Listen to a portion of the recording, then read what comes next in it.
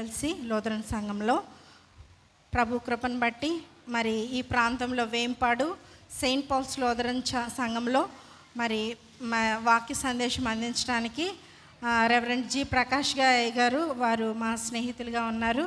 వారు ఆహ్వానించారు. అందుని బట్టి ఎంత దూరమైనప్పటికీ ప్రభు కృపను బట్టి మీ అందరినీ మరి ప్రభువులో మనమందరం కూడా సహోదరులమై ఉన్నాము.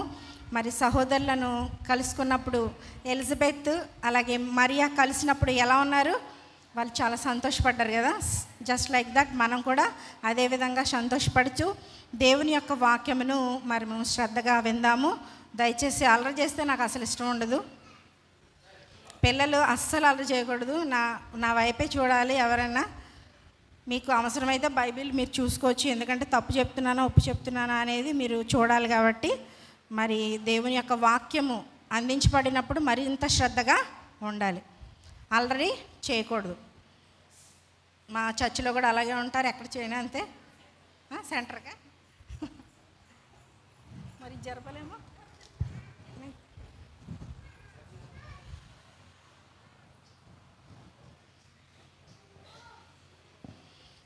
ఈ యొక్క స్త్రీల సండేకి మనకు ఇవ్వబడినటువంటి అంశము మనం ఇందాక చదివాము. మన ముందు కూడా బోర్డు పెట్టారు.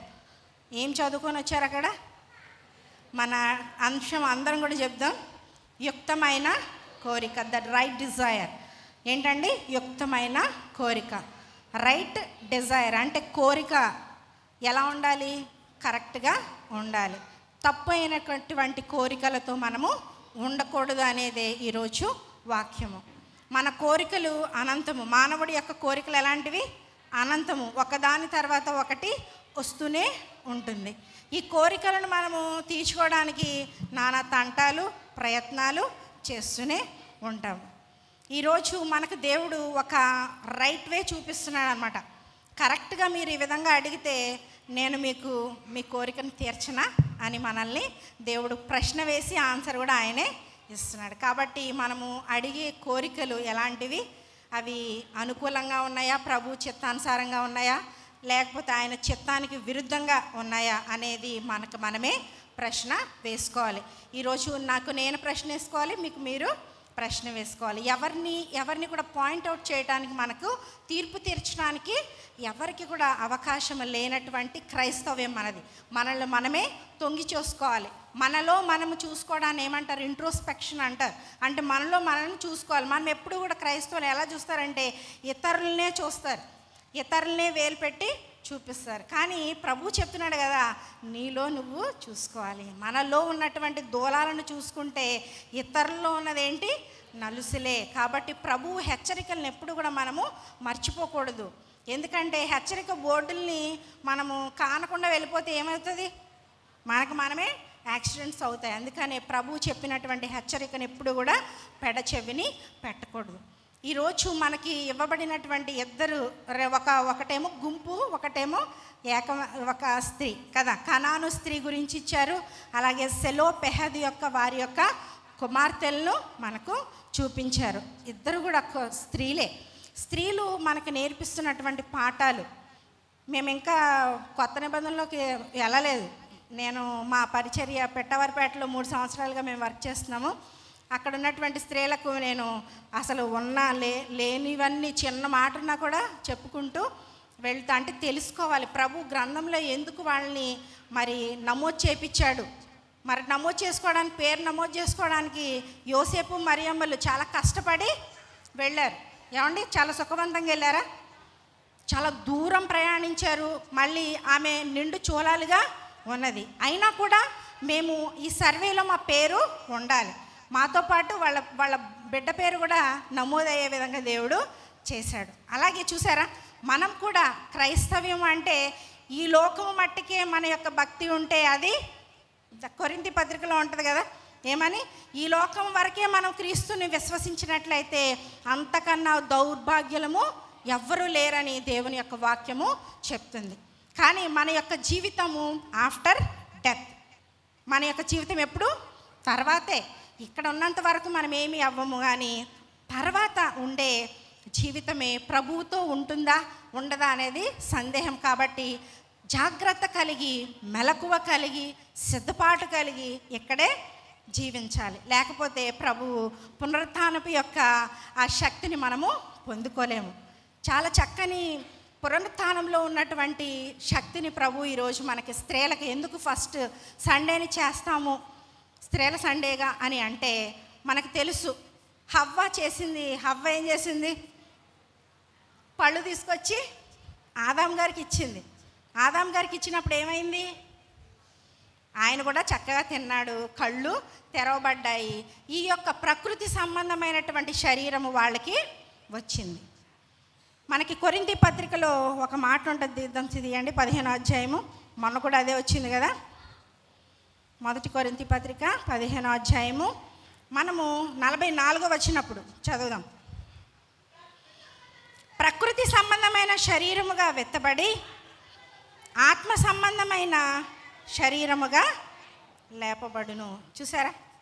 ప్రకృతి సంబంధమైన శరీరముగా వెత్తబడి ఆత్మ సంబంధమైనటువంటి విత్తనముగా మళ్ళీ శరీరముగా లేపబడాలి. అదే కానీ ఆదాము కోల్పోయింది ఏంటంటే ఆత్మ సంబంధమైనటువంటి శరీరాన్ని కోల్పోయాడు. అందుకనే ప్రభువు కోల్పోగానే వాళ్ళకి ఏ శరీరం వచ్చింది? మన శరీరం వచ్చింది. ప్రకృతి సంబంధమైనటువంటి శరీరము వచ్చింది. ఈ ప్రకృతి సంబంధమైనటువంటి శరీరము ఇప్పుడు దాన్ని మనం విత్తనముగా ఈ భూమిలో విత్తబడినప్పుడు, ఎప్పుడు మనము దేవుని యందు నిరీక్షణ ఉంచి విత్తబడినప్పుడు అది మరలా తిరిగి ఆత్మ సంబంధమైనటువంటి శరీరముగా లేపబడుతుంది. ప్రభువు లేచింది ఆత్మ సంబంధమైనటువంటి శరీరముతో లేచాడు. అదేవిధంగా మనము కూడా లేవాలి అనేదే దేవుని యొక్క పునరుత్థానపు శక్తి. ఆ యొక్క ఆశీర్వాదం మనందరం పొందుకోవాలనేదే దేవుని యొక్క ఉద్దేశం. ఎవరిని కూడా విడిచిపెట్టడానికి దేవునికి ఇష్టం ఉండదు. అందుకని చివరి వరకు ప్రభువు ఆఖరి రక్తపు బొట్టు వరకు, శతాధిపతి వరకు, చూసారా ఆ సిలువలో ఆయన లాస్ట్ విట్నెస్, సాక్షిగా ఉన్నాడు. టెస్టిమనీ ఇచ్చిన వాడు ఎవడు అని అంటే శతాధిపతి. కాబట్టి చివరి వరకు ఆయన రాకడ పర్యంతము వరకు మనల్ని ఆయన ఎదురు చూసి ఆయన గాయాలను చూపిస్తూ, నేను నీ కోసం ఎదురు చూస్తున్నాను, నువ్వు నా గురించి ఆలోచించవా అని దేవుడు మనల్ని పిలుస్తున్నాడు. కాబట్టి ఆ పునరుత్థానపు విలువను మనము తెలుసుకోవాలి. ఆదాము నుండి హవ్వ నుండి చేసిన, హవ్వే కదా చేసింది పాపము.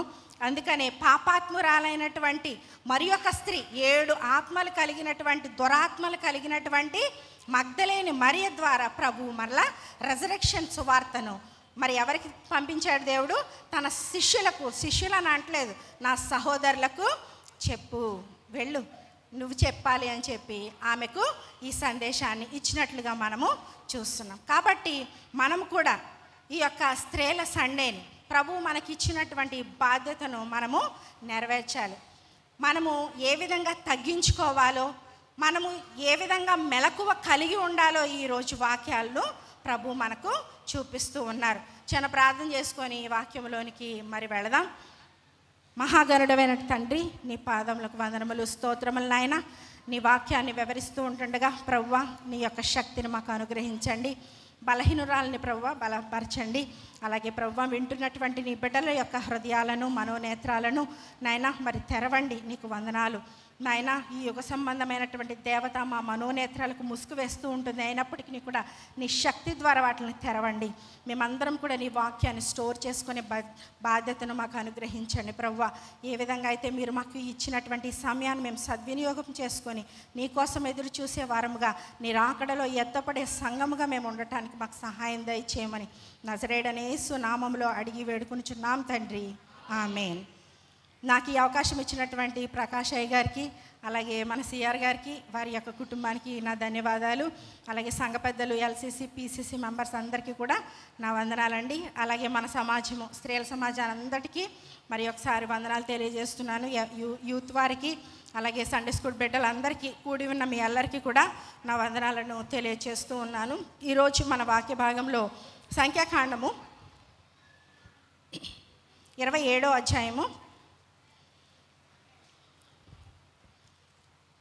1 నుంచి 7 వరకు ఉన్నటువంటి భాగంలో మనకు అక్కడ సెలోపెహదు వారి యొక్క కుమార్తెలు కనపడుతూ ఉంటారు.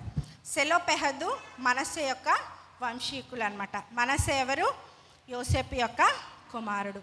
వాళ్ళు ఐగుప్తులో జన్మించారు. ఐగుప్తులో జన్మించినప్పటికీ ఆయన అంటారు, యాకోబు గారు, నాకు వీళ్ళు కూడా, నీకు ఎవరైతే పిల్లలు పుట్టారో ఇప్పటి వరకు వాళ్ళు నా పిల్లలే, వాళ్ళకు కూడా నా యొక్క భాగంలో నా ఆస్తి పంపకాల్లో నీకు కూడా, నీ ఇద్దరు పిల్లలకు కూడా మరి వాటా ఇస్తానన్నట్టుగా ఆయన చెప్పినట్లుగా చూస్తున్నాం. అంతేకాకుండా దేవాది దేవుడు వాళ్ళని విడిచిపెట్టకుండా మరి కనానులో వాళ్ళని తీసుకొని వెళ్ళడం జరిగింది. కనానులో వాళ్ళకి మరి స్వాస్థ్య భాగాలను పంచుతూ ఉన్నప్పుడు మరి సెలోపెహద్కి మొత్తం 5 మందే ఆడపిల్లలే ఉన్నారు. కానీ రూల్ ఏంటి?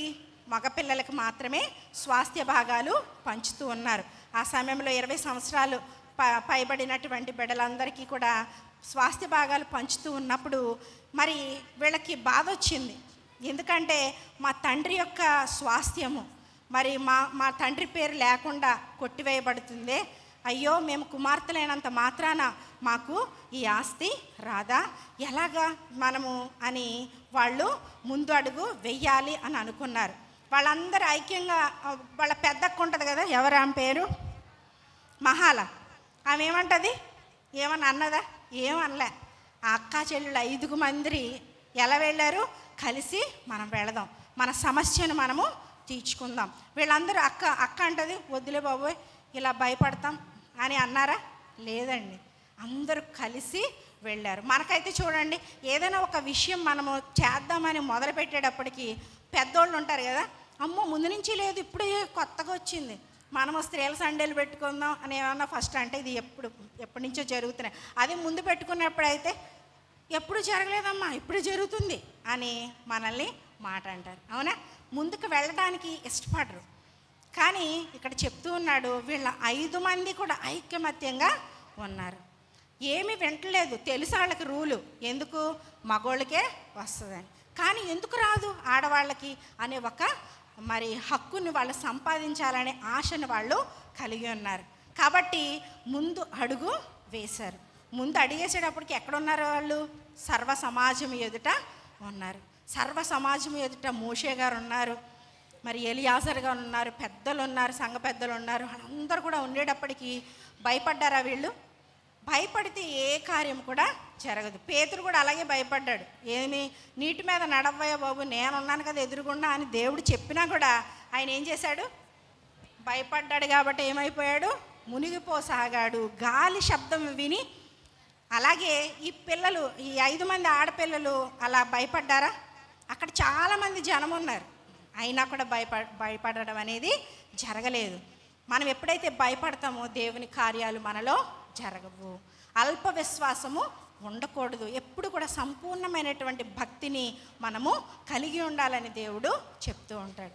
ఈ యొక్క స్త్రీలందరూ కలిసి ఎవరి మాటలు వింటలేదు, సణుక్కోవట్లేదు. మనమైతే ఏం చెప్తాం? మన పక్కింటోళ్ళకి, ఎదురింటోళ్ళకి, నేను ఎలా అనుకున్నాను, అసలు రానివ్వట్లేదు, నేను వాక్యం చెప్దాం అనుకున్నాను, అదిగో ఎక్కడెక్కడి నుంచో తీసుకుని వచ్చేసారు వాక్యాలు చెప్పడానికి, మేము చెప్దాం అనుకున్నాం, మీరు కూడా అనుకుని ఉంటారు కదా, ఏంటా పాస్టర్ గారు మొగల్తూరు నుంచి పట్టుకుని వచ్చాడు, ఇక్కడ లేరా, మా సంఘంలో లేరా, ఇలాగంటే మీరు ధైర్యంగా చెప్పలేకపోయారేమో పాస్టర్ గారికి. ఒకసారి మీరు చెక్ చేసుకోవాలి. అదే చెప్పుంటే బహుశా మీకే అవకాశము వచ్చేనేదేమో. ప్రభు నన్ను అక్కడి నుంచి తీసుకురావడంలో కూడా మరొక ఉద్దేశం కూడా ఉండొచ్చు. ధైర్యాన్ని మనము కలిగి ఉండాలి. మన నోట్లో సణుక్కోవడం అనేది, అందుకే సణుక్కొని వాళ్ళు ఏం కోల్పోయారంట? కణాన్ని కోల్పోయారంట. మనం కూడా పరలోక రాజ్యాన్ని కోల్పోతాం. సణుక్కోకూడదు, విసుక్కోకూడదు, ఇవన్నీ చేయకూడదు. కానీ మనం అవి చేస్తాం కాబట్టి కోల్పోవాల్సి వస్తుంది. అందుకని ధైర్యంగా ముందుకు సాగాలి. ఎవరంటే ఏముంది, మనం అడిగి చూద్దాం అని ముందు అడుగు ఎప్పుడే వేస్తామో అప్పుడే ప్రభు కార్యాలు చేయగలరు. వీళ్ళందరూ 5 వెళ్ళారు. అసలు రూలే లేదు, రూల్ పుట్టించాలి. ఇప్పుడు వెళ్ళారు. దానికి కావాల్సింది ఏంటి? ఫస్ట్ ఎలిమెంట్ ధైర్యం. ఆ ధైర్యం ఉంటే ముందుకు సాగలుగుతాం. ముందుకు వెళ్ళారు. చూసారా, వాళ్ళు కూడా అంతే. ఎప్పుడు ఐగుప్తు దేశంలో నుంచి కనాను దేశంలోనికి రప్పించడానికి ముందు అడుగే ఎర్ర సముద్రం అడ్డొచ్చేసింది. అప్పుడు ఏం చేశారు? మోషే మీద అడిగారు, మమ్మల్ని ఇందులో చంపేస్తావా, మేము అక్కడే ఉందాం కదా, హ్యాపీగా ఉందాం కదా, ఆహారం కోసం సణుగుడు, అన్నీ సణుగుతూ వాళ్ళు అలా ఎంత ప్రయాణాన్ని తక్కువ ప్రయాణాన్ని ఎక్కువ ప్రయాణం చేసుకోవడానికి గల కారణం కూడా సణుగుడే, అవిధేయతలే. కాబట్టి మనం కూడా ఒకవేళ వీళ్ళ నుంచి మనం నేర్చుకునే అంశం ఏంటి అంటే ఫస్ట్ కరేజ్, దట్ ఈస్ ధైర్యం అనమాట. ధైర్యంగా ముందుకెళ్తే పనులు సజావుగా జరుగుతాయి. ఇక్కడ వెళ్ళారు, వెళ్ళిన తర్వాత వాళ్ళ నోట్లో కొనుక్కుంటున్నారా, భయపడిపోతున్నారంటే లేదు, చెప్తున్నారు మా నాన్నకి మేము 5గురం కూడా ఆడపిల్లలమే, మగ పిల్లలు ఎవరు కూడా లేరు, మరి మేమేం చేయాలి, ఆస్తి మరి వెళ్ళిపోతుంది కదా, మేమేం చేయాలి అని అడిగినప్పుడు మోషే పెద్దోడే కదా, అదే మనోళ్ళు అయితే మాట ఇచ్చేస్తాం, పాస్టర్ గారి దగ్గర పాస్టర్ గారి దగ్గరకు సిఆర్ గారి దగ్గరకు వచ్చింగానే మనము తోచింది చెప్పేస్తాం. ఏమండి చెప్పేస్తామా, వెంటనే చెప్పేస్తాం ఏదో ఒకటి. కానీ మోషే అలా చేయట్లేదు. ఏం చేస్తున్నాడు, దేవుని యొద్దకు వెళ్ళి విచారించి అడుగుతున్నాడు అనమాట. ప్రభువా, ఈ విధంగా సెలోపెహతు కుమార్తెలు వచ్చారు, మరి మేము ఏం చేయను, వాళ్ళకి నేను ఏం ఆన్సర్ చెప్పను, ప్రభువు మీద ఆధారపడినటువంటి వారిగా ఉండాలి. పెద్దవాళ్ళము ఎవరైనా మనకి సలహా ఇచ్చినప్పుడు నోటుకొచ్చిన సలహా చెప్పేయకుండా మనము ప్రార్థనాపూర్వకంగా వాళ్ళకి సలహా ఇచ్చినప్పుడు ఆ యొక్క సలహా ఏమవుతుంది, మాది ఫలించేది విధంగా, అభివృద్ధి చెందే విధంగా ఉంటుంది. అందుకనే పెద్దవాళ్ళు ప్రార్థనాపూర్వకంగా ఉండాలి అనే విషయాన్ని మోషే మనకు నేర్పిస్తున్నాడు. మోషే ఎంతో పెద్ద దైవజనుడు అయినప్పటికీ అతను ఎప్పుడు కూడా ప్రార్థన మీదే ఆధారపడ్డాడు. క్రైస్తవులు ఎప్పుడు కూడా ఎవరి మీద ఆధారపడాలి, ప్రార్థన జీవితం మీదే మన యొక్క లైఫ్ అనేది బేస్ అయి ఉండాలని దేవుడు మనకు నేర్పిస్తున్నాడు. ఏదో నోటుకొచ్చినట్టు వాగేయడం కాకుండా, ప్రభువా నేను ఇది చేయమంటావా, మా పిల్లలకి పెళ్లి చేయాలి నేనేం చేయను, ఇవన్నీ కూడా మనము మన దేవుని యొద్ద పాదాల యొద్ద అడిగి మనం పొందుకోవాలని దేవుడు మనకి ఈరోజు నేర్పిస్తున్నాడు. ఎలియాజరు ఇక్కడ ఉన్నటువంటి ఈ యొక్క మోషే దగ్గరికి వెళ్ళినప్పుడు మోషే చేసినటువంటి మొట్టమొదటి పని ఏంటంటే ప్రభు దగ్గరికి వెళ్ళి మరి ప్రభువుని అడిగినట్లుగా మరి చూసినట్లుగా మనం చూస్తున్నాం. అప్పుడు యెహోవా, చదవండి 7వ వచనం, మోషేకు ఇలాగూ సెలవిచ్చెను, సెలోపెహతు కుమార్తెలు చెప్పింది యుక్తము, రైట్. వాళ్ళు చెప్పింది ఏంటి, రైట్. దేవుని యొక్క ప్రేమ ఏంటో ఇక్కడ మనకు తెలుసు. దేవుడు అంతవరకు పురుషులు పురుషులు పురుషులు పురుషులు అన్నాడు, కానీ ఇప్పుడు స్త్రీలను కూడా ఎంటర్ చేస్తున్నాడు. స్త్రీని అంటే నరుడు ఒంటరిగా ఉండటం మంచిది కాదు అనే కదా స్త్రీని దేవుడిచ్చాడు. కానీ స్త్రీని దేవుడు మరి ఎందుకు వాళ్ళకి భాగం ఇవ్వలేదంటే పురుషుల వెంట స్త్రీలు ఉంటారని ఇవ్వలేదు. కానీ ఇక్కడ ఆస్తికి వచ్చేటప్పటికి చూడండి, మన దేవుని యొక్క ప్రేమ మనకు కొన్నిట్లో అసలు ముందుకు వెళ్ళడానికి అవకాశాలు ఉండవు. అటువంటి వాటిల్లో కూడా మనకు వెళ్ళగలిగేలాగా ఇప్పుడు ఒక రైట్ వచ్చిందంటే కేవలం ప్రభు యొక్క ప్రేమే. మరి స్త్రీలైతే మాట్లాడకూడదని బైబిల్ గ్రంథము చెప్తూ ఉంటుంది. మరి మేము కూడా అంతేనా, ప్రభువా మరి ఏంటి ప్రభు, మేము కూడా సువార్తను ప్రకటించాలి అని అంటే మీరు మమ్మల్ని కూడా మరి సహాయం చేయండి అని మనం ప్రార్థన చేసినప్పుడు దేవుడు మరి నాకు కూడా ఇచ్చాడా అవకాశం. మరి నేను చాలా చర్చిలు దేవుడు నన్ను తీసుకుని వెళ్తూనే ఉంటాడు. మీరెవరో నాకు అసలు తెలియని కూడా తెలియదు, అయినా మీ మధ్యలో ధైర్యంగా నిలబడడానికి ప్రభువు ఒక ధైర్యాన్ని ఇచ్చాడు. నేను రానులే, అంత దూరంలే అని నేను అనుకుని ఉండుంటే మీ వద్దకు నేను వచ్చేదాన్నా లేదు కదా. ప్రభువు అలా అడుగు వేయటము మనకు నేర్పిస్తాడు. మనము ప్రార్థనాపూర్వకంగా వచ్చినప్పుడు అనేకమైన ఆత్మలు రక్షించబడతాయి. మీకు తెలిసిన వాక్యమే ఇదంతా కూడా, అయినా ఒకసారి మనము మెమరైజ్ చేసుకున్నాం అనుకోండి, మరలా అది కొన్ని రోజులు గుర్తుంటుంది. అది మన సమస్యలకు పరిష్కారం. కాబట్టి ప్రభువు గుర్తు చేస్తున్నాడు, ఏమనంటే వాళ్ళు చెప్పింది కరెక్టే, అందుకని రూలు మారుద్దాం అని చెప్పి ఒక కొత్త రూల్ని దేవుడు తీసుకొచ్చాడు. చూసారా, వాళ్ళ కొరకే ఇచ్చాడా దేవుడు, అందరి కొరకు ఇచ్చాడా? ఈ రోజు వరకు మనకు వరకు కూడా సేమ్ రైట్ అప్లికబుల్ వచ్చేసింది. చూసారా, ఇప్పుడు కూడా ఆడపిల్లలకు కూడా వాటాలు ఇస్తున్నారు. మా తల్లిదండ్రులు కూడా మాకు కూడా ఇచ్చారు అలాగే. చూసారా, ఆ యొక్క ఎందుకంటే దేవాది దేవుడు చేసినటువంటి నిర్ణయం ఇది. అందుకనే ఈరోజు మనకు కూడా అది వచ్చింది. మరి పురుషులతో పాటు స్త్రీలకు కూడా సమాన హక్కులు మరి రాజ్యాంగం మనకు కూడా ఇచ్చింది. పురుషులు తిరిగితే ప్లేస్లో మనం తిరగకూడదని ఏమైనా ఉందా? లేదు. రైట్ టు లివ్ అనమాట. మన అందరికీ కూడా సమానమైనటువంటి హక్కులు రాజ్యాంగం ఇచ్చింది, దేవుడు ఇచ్చాడు. మనకు సంఘంలో కూడా మనం ఎంత మంది ఉంటామంటే కారణం ఏంటంటే ప్రభు యొక్క కృప మన సంఘాల్లో మన మీద ఉండబట్టే దేవుడు మనకు సహాయం చేస్తాడు. చూసారా, వాళ్ళు ముందు అడిగేయకపోతే ఈరోజు మనం ఇంకా వెనకబడిన స్థితిలో ఉందిమేమో. చూసారా, వాళ్ళని దేవుడు ధైర్యంగా ముందుకు, అలాగే మనం కూడా కొన్ని విషయాల్లో ధైర్యంగా ముందుకు అడుగు వేస్తే మన కొరకే కాదు అనేక మంది కొరకు మనం ఆశీర్వాదకరంగా ఉంటాం. అబ్రహాం దేవుడు రా అన్నాడు. రాను ప్రభు, నాకు ఇక్కడే చాలా ఆస్తులు ఉన్నాయి, మాకు ఇల్లు చాలా పెద్దది ఉంది, మాకు ఇంతమంది ఆయుళ్ళు ఉన్నారు, నేను రాను ప్రభు అని ఉంటే ఆశీర్వదించబడిన వాడిగా ఉండుడా, విశ్వాసులకు తండ్రిగా ఉండుడా? లేదు కదండి. ఆయన వచ్చినందుకే ఆశీర్వాదము ఆయన వెంట వచ్చింది. ఆయన ఎక్కడ అడుగు పెడితే అక్కడల్లా ఆశీర్వాదం ఉందంట. ప్రభు చెప్పినట్టు మనం చేస్తే ఆశీర్వాదము ఉంటుంది. ఈరోజు సెలోపేద కుమార్తెలు కూడా ప్రభువు చెప్తున్నాడు, వాళ్ళు చాలా కరెక్ట్గా అడిగారు కాబట్టి వాళ్ళకి మనము స్వాధీనము, వాళ్ళ యొక్క ఆస్తిని వాళ్ళకి స్వాధీనం చేద్దాం, స్వాస్థ్యంగా ఇద్దాం. దేవుడు అందుకని గ్రీసు దేశస్థుడని లేదను, స్త్రీ లేదు, పురుషుడు లేదు, ఏ భేదము లేదు, అందరం కూడా దేవుని యొక్క ప్రేమకు పాత్రులమే అని చెప్పి దేవుని యొక్క మాట మనకు సహాయం చేస్తూ ఉంది. మరి అక్కడ స్త్రీలే ఉండాలి, పురుషులే ఉండాలని యెరూషలేములో, కానానులో, పరలోకంలో అలా ఏమీ కూడా లేవు కదా. దోతరలాగా మనందరినీ కూడా మార్చబోతూ ఉన్నాడు. దేవునికి స్తోత్రం. ఈ యొక్క పిల్లలందరూ కలిసి ధైర్యంగా వాళ్ళని దేవుణ్ణి అడిగినందుకు దేవుడు వారికి మరి స్వాస్థ్యాన్ని దయచేశాడు.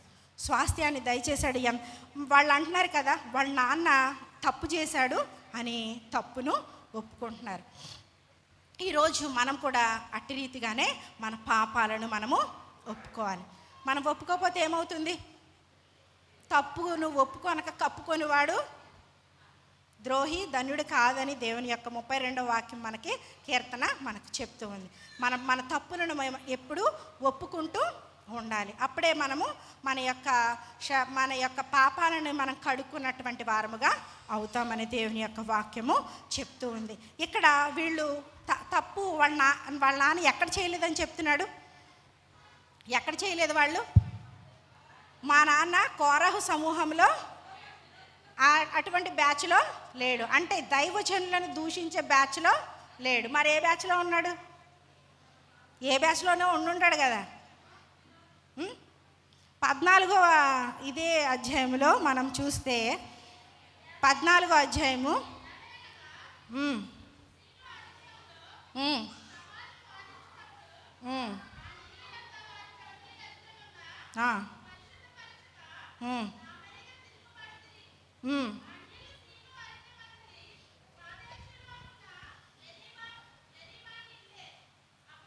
ఈ 14వ సంఖ్యాకాండం అండి.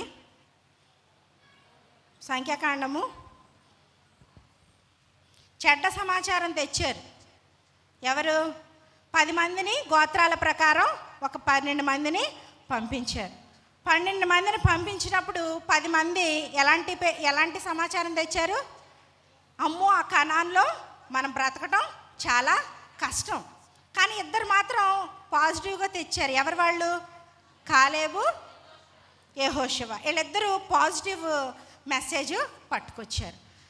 పాజిటివ్ మెసేజ్ పట్టుకొచ్చారంటే వాళ్ళు దేవుడు చేసినటువంటి వాగ్దాన భూమిలో మనము అక్కడ నివసించాలి. కష్టమైన మనము ప్రభువు అక్కడ 7 జాతుల వారు ఉంటారు, వాళ్ళని తరిమేయాలి. తరిమేసి మీరేం చేయాలి?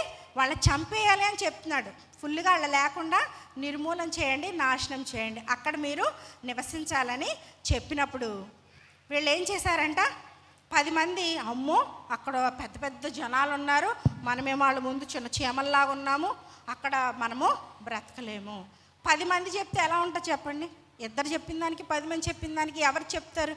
ఎవరు ఎక్కువ మంది మెజారిటీ? ఇప్పుడు రేపు పొద్దున్న ఎలక్షన్ వస్తే మెజారిటీ ఎక్కువ ఎవరు గెలిస్తే వాళ్ళే సీఎం అవుతారు, కానీ తక్కువ ఉన్నవాడు ఎవరన్నా మెజారిటీ లేనివాడు గెలుస్తాడండి. మరి అదే ఇక్కడ దేవుని యొక్క మాట ప్రకారం దేవుడు తక్కువగా ఉన్న, అందుకే ఒంటరి అయిన వాడు 10,000 మంది అగును ఎందుకని అంటున్నాడు? ఇక్కడున్న వాళ్ళు 10 మందే, కానీ నేను ఏర్పరచుకున్నటువంటి 2 పాజిటివ్ చెప్పారు. నేను చెప్పిన మాటను వాళ్ళు చెప్తున్నారు. దేవుని మాట ఎప్పుడైతే వినమో పాపము చేసిన వారమని ఇక్కడ వాక్యము చెప్తుంది. వాళ్ళు ఒప్పుకుంటున్నారు, ప్రభువా మేము పాపము చేశాము అని చెప్పి వాళ్ళు ఒప్పుకుంటున్నారు. కాబట్టి చూడండి 40వ వచనం, 14:40. వారు ఉదయమున లేచి ఆ కొండ కోన మీదకి ఎక్కి, చిత్తమండి మేము పాపము చేసిన వారము, యెహోవా చెప్పిన స్థలమునకు వెళ్ళుదాము అనిరి. వీళ్ళు ఆ విధంగా పాపము చేసి బహుశా ఉండొచ్చు, లేకపోతే ఎన్నో సణుగులు సణిగిన వారిలో అతను ఉండొచ్చు. ఏ విధంగా అయినా మొత్తం మీద పాపము చేసి అతను దేవుని మాటను బహుశా వినకపోవటం వల్ల అతను, అలాగే ఈరోజు మనం కూడా దేవుని యొక్క మాట వినకపోవటం మనకు పాపము, ప్రార్థన చేయకపోవటము పాపము. ఈ పాపంలో మనం చచ్చిపోకుండా మనం ఏం చేయాలి? మన తప్పును మనము ఒప్పుకోవాలి. ఒప్పుకున్నప్పుడు ప్రభువు మనల్ని పాపాలన్నీ కూడా పరిహరించే గొప్ప దేవుడు. ఇందాక మనం పాడుకున్న ఒడ్డు చేరి నీ ఎదుట నిలబడినప్పుడు, ప్రభువా నేను ఒట్టి చేతులతో నీ వద్దకు నేను వస్తే ఎంత సిగ్గునైనా, ఎంత సిగ్గునైనా, ఎంత కాలము బతికి ఎంత విధంగా మీరు నన్ను ఆశీర్వదిస్తే, ఎంత జీవితము జీవించి నీ వద్దకు మేము వచ్చేటప్పుడు ఒట్టి చేతులతో ఎలాగ రాగము? ఎక్కడికే ఒట్టి చేతులతో వస్తున్నామా? మనం కానుకలు పట్టుకొస్తాం. మరి దేవుని యొద్దకు ఆయన సన్నిధిలోకి వెళ్ళినప్పుడు ఒక్క ఆత్మనైనా మనము పట్టుకొని వెళ్లకుండా ఎలా వెళ్ళగలము? అందుకనే మనం మారాలి, ఇతరులను మార్చుకుంటూ ఒక్క ఆత్మనైనా మనము తీసుకొని వెళ్ళాలి. దేవుడు 10, 12 ఇలాగని సంఖ్య చెప్పలే. ఒక్క ఆత్మనైనా మనకి ఎన్ని ఆత్మలు ఇచ్చాడు దేవుడు? 3, 4 ఉంటారు. మనం 4 ఉంటాం, 2 పిల్లలు, భార్య, భర్త. మనము రక్షించబడితే మన ముగ్గురిని రక్షించుకునే ఛాన్స్ దేవుడు మనకు ఇచ్చాడు. ఇలా ప్రతి కుటుంబము రక్షించుకుంటే మనమందరం కూడా ఆయనతో పాటు రక్షించబడినటువంటి వారముగా ఉంటాము, సంతోషించే వారముగా ఉంటాము. చూసారా, ఇక్కడ సంఖ్యాకాండంలో ఈ పిల్లలు చేసినటువంటి పని, ఈ యొక్క యెహోషువ గ్రంథము 17వ అధ్యాయంలోకి వచ్చేటప్పటికి న్యాయాధిపతులు, జడ్జెస్,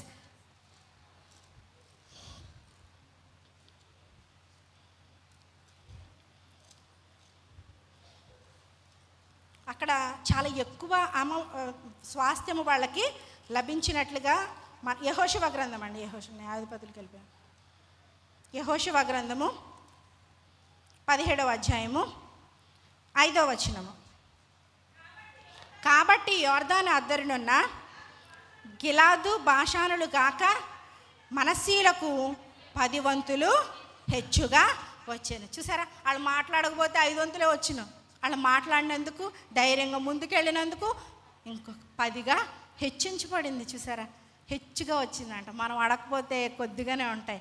మనము ఎక్కువగా కూర్చుకోవాలంటే మనము తప్పనిసరిగా దేవుణ్ణి అడగాలి. ప్రభువు ఆయన ధారాళంగా దయచేస్తే నీకు కొద్దిగానే ఇస్తాను అని అంటున్నాడా? లేదు. మనం చేసిన తప్పుల్ని కొలత ప్రకారం అంటున్నాడు.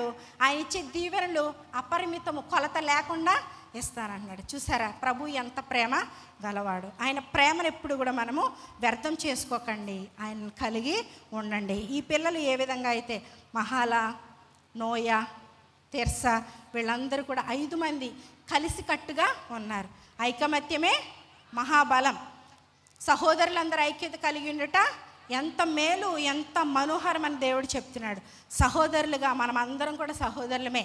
మనమందరం కూడా ఐక్యత కలిగి ఉండాలి. మీ కమిటీలో ఉన్నటువంటి శ్రేవ సమాజం వాళ్ళని మిగతా వాళ్ళు ఏం చేస్తారు? తిట్టుకుంటూ ఉంటారు. అలా ఉండకూడదు, కలిసికట్టుగా. ఎందుకంటే మా ఉన్నవి మీకు చెప్తానంట, మీరు కరెక్ట్ అయితే మీరు ప్లస్గా ఊహించుకోవాలంతే. మా ఇంట్లో కూడా అలాగే ఉంటాయి. మా ఇంట్లో అంటే మా సంఘంలో ఏమని మన ఒకరి చేతి ఇంకొకరికి పడదు, అట్లా ఉండకూడదు. ఇక్కడ చూసారా, హెచ్చుగా ఈ మాట ఎందుకు నేను మీకు చూపించానంటే అక్కడదే వదిలేయవచ్చు, కానీ ఈ విషయం మనం తెలుసుకోవాలి. చూడండి, వాళ్ళకి 2 10 వంతులు హెచ్చుగా వచ్చాను. ఎలయనగా మనస్సీయుల స్త్రీ సంతానమును వారి పురుష సంతానములు స్వాస్థ్యములు పొందాయి. స్త్రీ కూడా స్వాస్థ్యం పొందుకుంది, పురుషులు కూడా పొందుకున్నారు. 10 అయిపోయింది. చూసారా, కలిసికట్టుగా ఉండటం వల్ల సంఘము అభివృద్ధి చెందుతుంది. మన సంఘము అభివృద్ధి చెందాలంటే మనం అందరం కూడా ఐకమత్యంగా ఉండాలి అని దేవుడు చెప్తున్నాడు. ఆశీర్వాదానికి వారసులుగా మనము ఉండటానికే దేవుడు పిలిచాడు. అలాగే ఈరోజు కనాను స్త్రీ గురించి కూడా మనము చూద్దాం. ఆమె గురించి మా దేవుడు పలికినటువంటి మాటలు మన జీవితాల్లో ఏం చేయబోతున్నాయి. 15వ అధ్యాయము, మత్తయి సువార్త 15వ అధ్యాయంలో ఈ యొక్క స్త్రీ తూరు సీదోను ప్రాంతాలకు చెందినటువంటి స్త్రీ. శపితమైనటువంటి పట్టణాలు, దేవుని మాటలు విననటువంటి పట్టణాలు ఇవన్నీ. అందులో ప్రభువు గొప్ప కార్యాలు చేయటానికి ఇష్టపడుతున్నాడు. ఆ తూరు సీదోన్లు మనమే. మనం కూడా దేవుని మాటలు వినము, దేవునికి దూరంగా ఉంటాం. కానీ ప్రభువు చెప్తున్నాడు, మీలో కూడా నేను అద్భుతాలు చేస్తాను, నా వైపు తిరగండి అన్నట్టుగా దేవుడు చెప్తూ ఉన్నాడు. చూసారా, ఆ ప్రాంతానికి వచ్చి మార్కు సువార్తలో అయితే ఈ విషయాన్ని దేవుడు రాపిస్తాడు. 7వ అధ్యాయము చూస్తే, మార్కు సువార్త 7వ అధ్యాయము 24వ వచనం. ఆయన అక్కడ నుండి లేచి తూరు సీదోనుల ప్రాంతములకు వెళ్ళి ఒక ఇంట ప్రవేశించి ఆ సంగతి ఎవరికీ తెలియకుండావని నేను కోరిన కానీ ఆయన మరుగై ఉండలేకపోయాడు.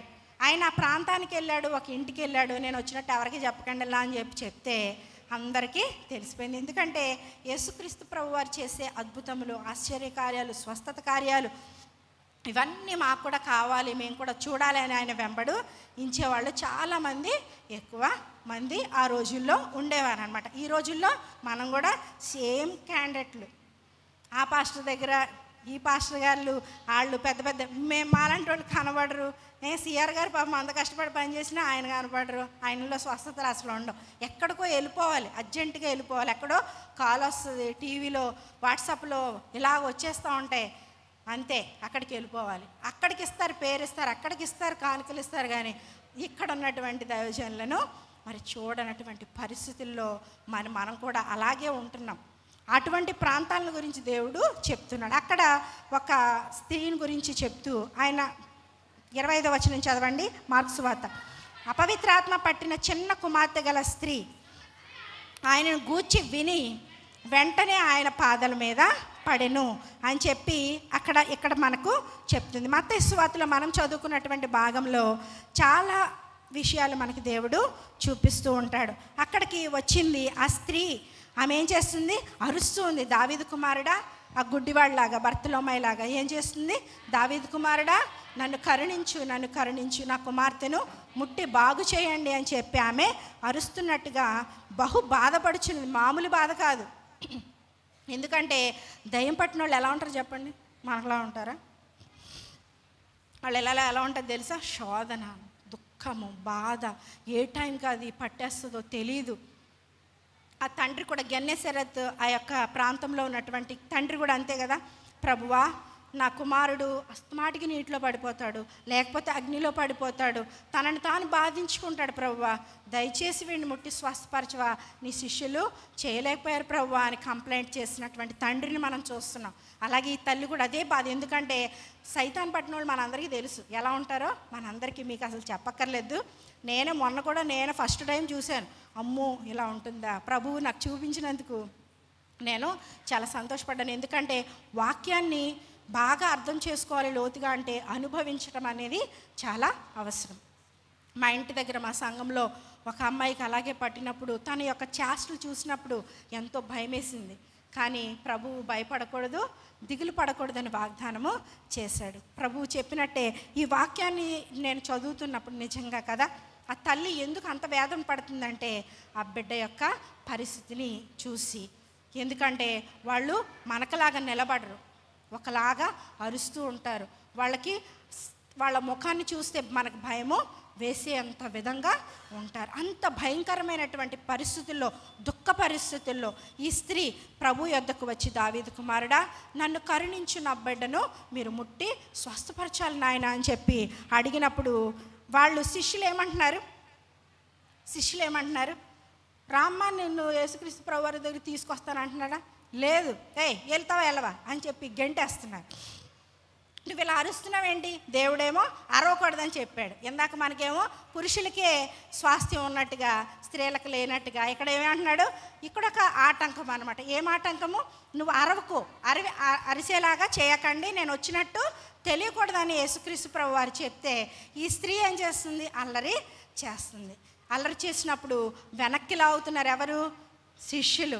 అలాగే మనం కూడా ముందుకెళ్తే, ఎందుకంటే వాళ్ళకి ఆటంకం రాలేదు, ధైర్యంగా ముందుకెళ్ళిపోయారు. కానీ ఈ స్త్రీకి ఆటంకాలు వస్తున్నాయి. ఎవరి వలన? శిష్యుల వల్లనే. మనకు కూడా ఆటంకాలు వస్తాయి మన వాళ్ళ వల్లనే. మనం ముందుకెళ్తే ముందుకు వెళ్ళనివ్వరు, వెనక్కి లాగేస్తూ ఉంటారు. ఈ శిష్యులు కూడా విశ్వాసం లేకుండా అవిశ్వాసులుగా ఏం చేస్తున్నారు? వెనక్కి లాగుతూ ఉన్నప్పుడు ప్రభువు దగ్గరికి ఆమె ఇంకా అరుచుకుంటూ వచ్చింది. ప్రభువా, ఈ సంగతి ఏంటో చూపించి పంపించిన ఆయన. ఓ గట్టిగా అరిసేస్తుందని వాళ్ళు అన్నప్పుడు ప్రభువు ఏమని మాట్లాడుతున్నాడు? 24వ వచనం. ఆయన ఇశ్రాయేలు ఇంటి వారై నశించిన గొర్రెల యొద్దకే కానీ మరి ఎవరి యొద్దకు నేను పంపబడలేదు. ప్రభువు ఇక్కడ ఆమె యొక్క విశ్వాసాన్ని పరిశీలన చెయ్యాలి అని అనుకున్నారు కాబట్టి ఆ మాట మాట్లాడారు. చూసారా, తన శిష్యులను కూడా చాలా రీతులుగా ఆయన పరిశీలన చేస్తూ ఉండేవారు వారి విశ్వాసం గురించి. కానీ వాళ్ళకప్పుడు తెలియలేకపోయింది. తర్వాత తెలుసుకున్నారు, మారు మనసు చెందారనుకోండి. కానీ ఇక్కడ ఈ స్త్రీని ఆ టైంలో ప్రభు విశ్వాసగా నిరూపించుకోవాలి అని అంటే అవకాశాన్ని ఇస్తున్నారు. తనకు ఒక పరీక్షలు పెడుతున్నారు. యోబుకు కూడా అంతే కదా. యోబుని అన్నాడు సాతానుడు, ఆయనకి బాగా ఫుల్గా ధనవంతుడిగా నువ్వు చేసేసావు, మంచి ఆరోగ్యం ఇచ్చావు, మంచి పిల్లల్ని ఇచ్చావు, వాళ్ళకి ఎటువంటి బాధలు లేవు, నువ్వు ఇలా కప్పెట్టుకొని ఉన్నావు కదా, నీకు కంచే, దాన్ని తీసి వెంటనే అతను నిన్ను దూషించేస్తాడు అని అన్నప్పుడు, సరే నీవన్న మాట చెప్పిన నేను చేస్తా, కానీ నా యోబు అలాగా చెయ్యడు. దేవుని యొక్క విశ్వాసం అది. తన బిడ్డలు దారి తప్పరు అని అనుకుంటాడు. మన విషయంలో కూడా అలాగే అనుకుంటాడు. కానీ మనము దారి తప్పిన గొర్రెల వలె అయిపోతూ ఉంటాం. దేవుడు చెప్పినటువంటి మాటను మనం ఎప్పుడు కూడా మరి మన మీద ఉన్నటువంటి విశ్వాసాన్ని మనము కోల్పోకుండా ఉండాలనేదే ఈ క్రైస్తవ జీవితం. అందుకే ప్రతి ఆదివారము మనం వస్తాం. ఎందుకంటే వాక్యము వాటర్ వంటిది. మనం రోజు వాటర్తో ఏం చేస్తాం? పాత్రలను శుభ్రపరుస్తాం, మనలను మనము శుభ్రపరుస్తాం. మనం వేసుకున్న ఈ బట్టలు ఇప్పుడు విడిచేయకపోతే మళ్ళీ వేసుకుంటానంటే కుదురుతుందా? లేదు, కంపు కొడతాయి. కాబట్టి దీన్ని కూడా మనము వాష్ చేసుకుంటాం. వాక్యము అద్దము వంటిది. మనము మనల్ని చూసుకోవటానికి, సరి చేసుకోవడానికి ఉపయోగపడుతుంది. కాబట్టి ఈ వాక్యాన్ని దేవుడు మనకు ఇస్తున్నాడు. మనం ఆ విధంగా మన యొక్క విశ్వాసాన్ని ఎప్పుడు కూడా పదును పెట్టుకుంటూ ఉండాలని దేవుడు చెప్తూ ఉన్నాడు. ఇక్కడ ఈ స్త్రీని పరీక్షించినప్పుడు ప్రభువా అప్పుడు ఏమంటుంది? మొక్కుతుంది అనమాట. అంతవరకు దావీదు కుమారుడా అంది, ఇప్పుడు దగ్గరికి వెళ్ళిపోతుంది. ఆయన కాళ్ళ మీద పడి ఆయన ప్రభువా ప్రభువా అని.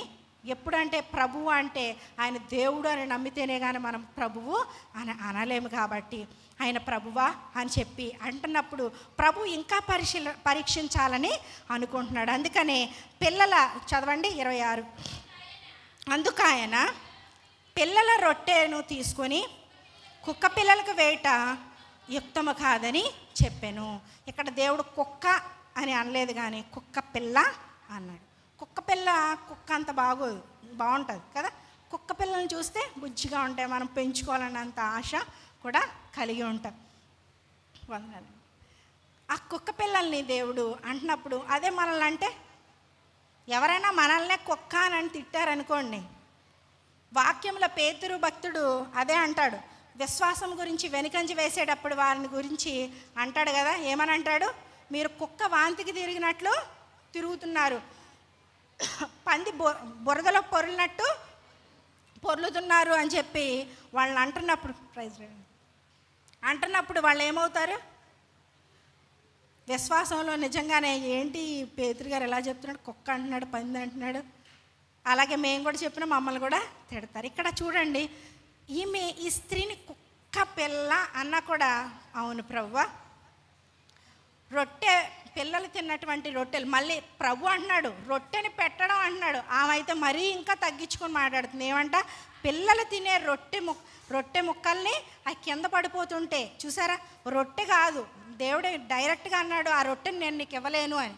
కానీ ఆమె అయితే ఇంకా తగ్గించుకొని ఏమంటుందంటే, ప్రభువా వాళ్ళు తినిపడేసే ఎంగిలి మెతుకులను చూసారా, లాజర్కి ఆ ఎంగిలి మెతుకులు కూడా ఇవ్వలేదు. ఎవరు? ధనవంతుడు. చూసారా, ఇవ్వనందుకు ఇక్కడ దేవుడు, మన దేవుడు ఎంగిలి కాదు, ఆయన రొట్టెని అడిగితే పామునిస్తానా, రాయినిస్తానా? ఇలా ఈ లోకంలో ఉన్నటువంటి తండ్రే అలా ఇవ్వకపోతే నేను ఎలా ఇస్తాను అని మనల్ని ప్రశ్నిస్తున్నాడు కదా. ఇక్కడ కూడా ఈమెను పరీక్షిస్తున్నాడు కాబట్టి ప్రభు యొక్క పరీక్షలో ఆమె ఇంకా అసలు సూపర్ సక్సెస్ అయిపోయింది అనమాట. నీ విశ్వాసం అంత విశ్వాసము నేను ఎక్కడా చూడలేదు, నీ అమ్మాయి బాగుపడిపోయింది ఇల్లమ్మ అని చెప్పి ఆమెకు ధైర్యం చెప్పినట్లుగా మనము చూస్తున్నాం. చూసారా, ప్రభు యొక్క ప్రేమ. పరీక్షించినప్పుడు మనము ఆ యొక్క విశ్వాస పరీక్షలో నిలబడే వారముగా ఉండాలి. యోబు నిలబడ్డాడు కాబట్టి డబల్ పోర్షన్ ఆఫ్ బ్లెస్సింగ్స్, రెండంతల ఆశీర్వాదము దేవుడు ఇచ్చాడు. ఈమెకు కూడా ఆమె అడిగింది ఆమెకు ఇచ్చాడు. అంతేకాకుండా ఆమెకు చూసారా, ఫస్ట్ ఆవిడేనంట గ్రీసు దేశస్థురాలు అన్యురాలకి మరి ఒక మెరకెల్ చేయడం, మరి దేవుని యొక్క అద్భుతమైనటువంటి కార్యం తన ఎంట జరిగించుకోవడం ఆమె ఎంత గొప్ప స్త్రీగా మనము చూస్తున్నాం.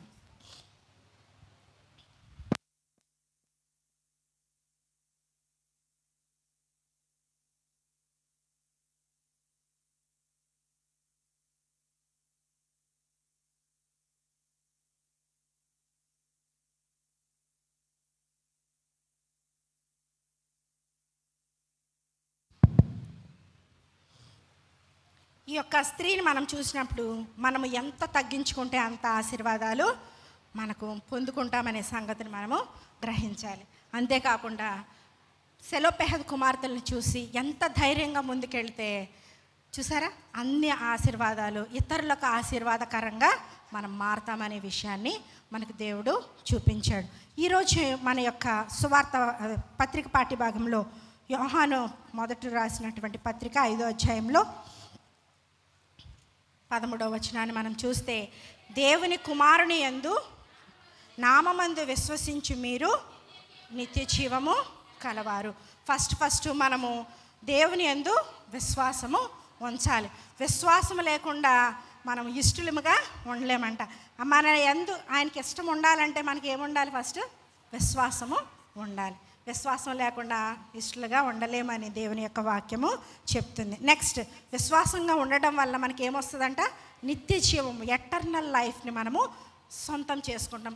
వాళ్ళు ఈ లోకంలో ఉన్నటువంటి ఆస్తి కోసం ఎంత ధైర్యంగా ముందుకెళ్ళారో, పరలోకపు ఆశీర్వాదాలను సొంతం చేసుకోవాలి, క్లెయిమ్ చేసుకోవాలి అని అంటే ఆయన యందు మనము విశ్వాసము ఉంచాలని దేవుడు మరి చెప్తూ ఉన్నాడు. ఆయనను బట్టి మనకు కలిగిన ధైర్యం ఏదనగా, ఆయన చిత్తానుసారముగా మనం ఏది అడిగినా ఆయన మనవి ఆలకిస్తాడు. ఆయన చిత్తం లేకుండా మనం ఏది అడిగినా కూడా ఆయన ఇవ్వడు. అంతేకాకుండా మన ఇంట్లో చూడండి, వాస్తవాన్ని మనం ఆలోచన చేస్తే మన ఇంట్లో మన భర్త ఉంటారు, ఆయనకి ఇష్టమైంది వండకపోతే ఆయన తింటారా? 4 చీవట్లు పెడతారు, ఏమండి? అంతే కదా. అలాగే మనకి నచ్చింది ఆయన చేయకపోతే మన భర్త, మనం కూడా తిట్టేస్తాం. ఇక మనం అయితే వంటలు కూడా చేయమన్నమాట. అలా అంత టైట్గా ఉంటాం మనం, ఏమండి? చూసారు, ఇక్కడ అదే చెప్తున్నాడు, నా చిత్తానుసారంగా నువ్వు ఇష్టంగా నువ్వు నన్ను అడిగితే నీకు తప్పకుండా నీ మనవిని ఆలకిస్తాను. ప్రభు మన మనవి ఆలకించాలంటే ఆయన ఇష్టమైనట్టుగా మనము ప్రవర్తించాలి. ఫస్ట్లో అందులో విశ్వాసము ఉండేవారముగా, ఎందుకంటే ఇష్టం లేకుండా ఆయనకి ఇష్టలుగా ఉండాలి అంటే విశ్వాసము ఉండాలి.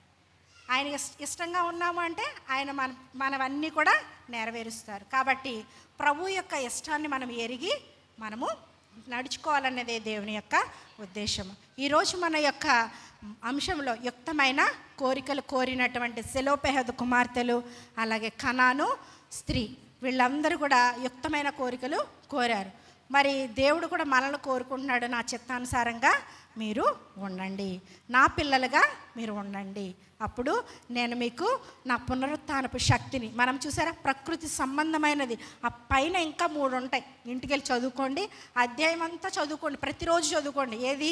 1 కొరింథీ పత్రిక 15వ అధ్యాయము 1 నుంచి 55 వచనాలు ఎన్నో ఉంటాయి. మీరు ఇంటికి వెళ్ళి ప్రతిరోజు చదవండి.